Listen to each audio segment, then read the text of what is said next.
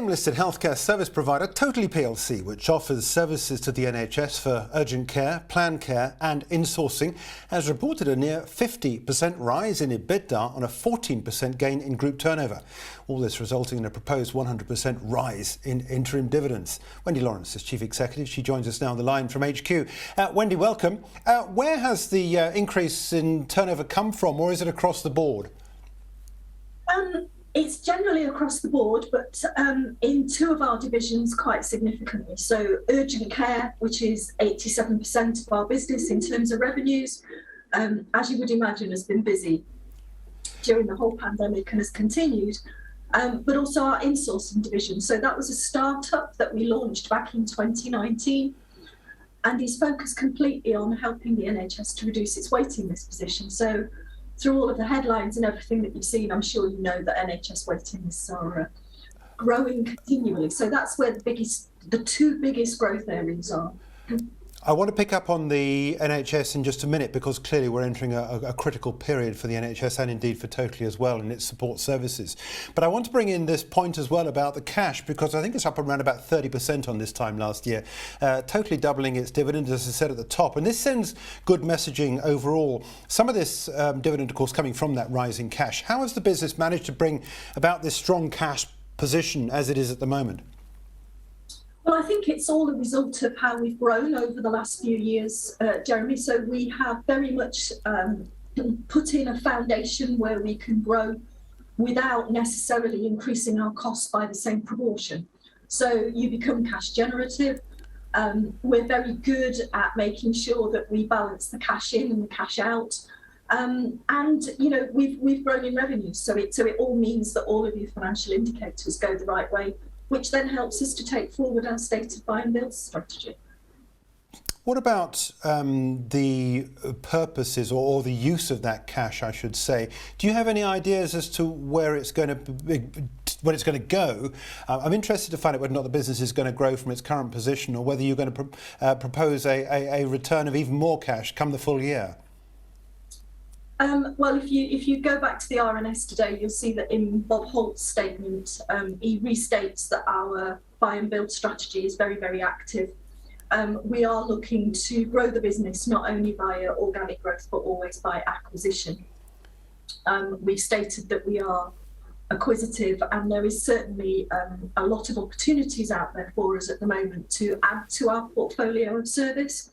I'm sure that, you know, like many people, you'll understand that the NHS has come under new pressures with the pandemic, so there are opportunities for us to extend what we do with them and further our offering, but at the same time to bring in acquisitions that would be immediately earnings enhancing. So everything's going very positive for us at the moment, Jeremy. So I think our statement was, yes, we'll increase the dividend, and we did that. We've doubled it, as you rightly say. We'll continue to monitor that, but I think that the big thing for us is that we have our eye on growth. As a society, we're being warned this winter could bring about chaos to the NHS for one reason or another. What's your corporate view on all this? Clearly, Totally is part of the solution. Do you see more business going the way of the company? Yeah, I mean, one of the things that we've really focused on over the year is ensuring that whoever we're working with, whether it be hospitals across the UK or whether it be NHS England, that they can actually rely on us as being that partner. We're not in competition with the NHS, we are purely complementary and help them to manage the demand for services and getting patients into the most appropriate services as quickly and efficiently as we can. And I think what we've done over the last couple of years is proven that, you know, not only are we there and we're reliable and we can be relied upon, but also what we do to a very high quality. So yes, we're coming into the winter. Who knows what that's going to hold? And I mean, you know, particularly flu season, and I've got a cold at the minute, so I do apologise. But It's that bit of, you know, what's happening with coronavirus. We all hear now that it's endemic and it's something that we live with.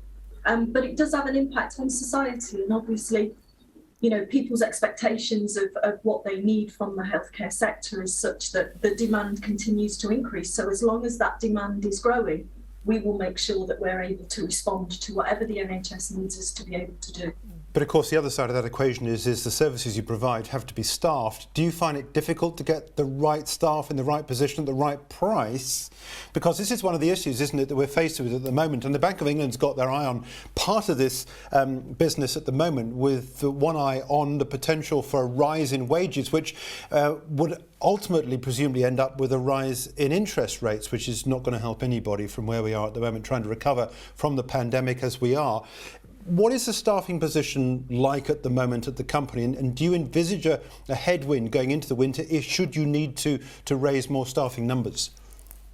Yeah, I mean, it's always something that we balance as part of the business, Jeremy. So when we're coming into winter, we always know that we will need to staff our rotas more fully and that demand will be up anyway. This year is just a little bit different, but it's offering those further complications. We as an employer need to make sure that our terms and conditions and staff benefits and pay remain competitive. There has always been a pressure on healthcare staff. We've got our own recruitment team. And like every other business, we just need to make sure that we are in that resilient position. A long time ago, we made sure that we developed our multidisciplinary approach to clinical and medical services so that we're not over-reliant on one particular staff grade. We work with universities to make sure that we sponsor people coming out of education so that they can actually come and work in our environment. So, you know, there isn't a one-size-fits-all answer to this, but we've just got to make sure that we are there and are attractive as an employer and look after our staff. Just wanted to end on how the second half has started, and I want to, if we can, get the crystal ball out and work out what's going to happen ultimately for the full year. So I know it's always very difficult to work out precisely, especially bearing in mind the sector in which you are and the fact we've got this difficult winter ahead of us and all the implications for that.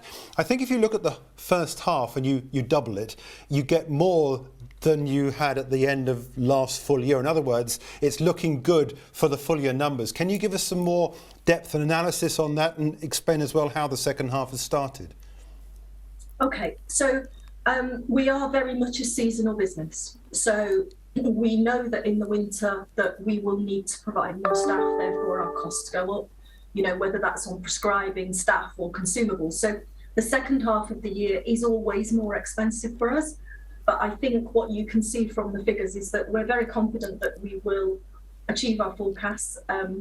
We are preparing for a bad winter. I mean, that's what the NHS is basically saying to us. You know, the unknown of coronavirus, the flu. We didn't have flu last year because we were all in lockdown, so it was a very much a non-event. Activity within our urgent treatment centres is up. 111 demand is up. And obviously the number of people sitting on waiting lists is increasing. So we're very, very busy. But again, I think what we've proven in previous years is that we plan for this. We're very good at this. We've done it for a number of years. And therefore, we believe that we will be able to achieve what, you know, the demand that's placed upon us. And we can rely on what we're doing at the same time as obviously being acquisitive and everything else. But it's very dangerous just to take the half year and double it, but at the same time we also know and we are very confident in the figures that are out there at the moment. Yeah, clearly a lot of balls in the air at the moment, as you said, going into this second half of the year. Just wanted to reference the share price if I can, because at 34.6 pence, markets are very good at pricing in the future. Tell me a little bit about what the markets at 34.6 pence are pricing in, because got these good results this morning. You've got good visibility, you've doubled your dividend, you've got all this cash on the balance sheet, you're looking at expanding the business, and shares languish. What's the message to shareholders? I don't understand it, Jeremy, and I have absolutely no control over the share price. Myself and my management team are very focused on ensuring that as a business we do what we've said we're going to do, and if possible do better than that. We will continue to do that, and I am hoping that at some point the share price will react to that. And as I say, it's something that we've got no control over. But I think from my particular point of view, it's really disappointing because you, like you say, excellent results, strong performance, continued success, good visibility on growth. Every financial indicator is going the right way, and we've doubled the dividend. So at some point, I'm hoping that the share price will respond to what we are very proud of the results that we've put out. Yeah. Okay. Look, Wendy, congratulations on the numbers this morning. Very impressive set of figures, and look forward to speaking to you again as and when, hopefully here in the studio at some point in the not too distant future, subject to the ability of people to move around a bit more than they are at the moment. That's Wendy Lawrence. She's Chief Executive of Totally PLC, producing a good set of numbers out this morning for the first half.